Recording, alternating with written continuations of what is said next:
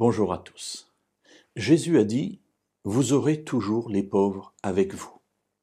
Et effectivement, dans notre société, particulièrement occidentale, eh bien, nous avons ceux qui ont quelque chose, pas forcément les très riches, mais ceux qui ont déjà des biens, ceux qui ont la possibilité de manger à leur faim, et puis nous voyons très rapidement dans les rues ceux qui n'ont pas, parce que eux sont assis par terre, ils tendent la main et ils cherchent de quoi manger, de quoi vivre et parfois de quoi simplement survivre.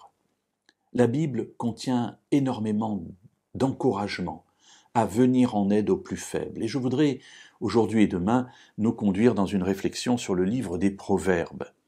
Proverbes, chapitre 3, et au verset 27 et 28. Alors aujourd'hui, nous lirons le verset 27.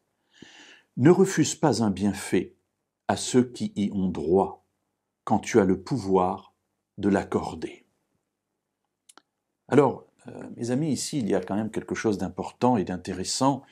On nous parle ici d'autorité, celui qui a l'autorité pour pouvoir le faire, et on nous parle du droit, c'est-à-dire de celui à qui on doit quelque chose. Et la Bible nous dit « Ne refuse pas un bienfait à ceux qui y ont droit ». Combien c'est important dans dans notre monde occidental où nous avons un certain nombre de droits. Parfois, il faut lutter pour les mettre en œuvre dans notre vie. Et parfois, des personnes vis-à-vis de nous sont aussi des personnes qui ont droit à quelque chose.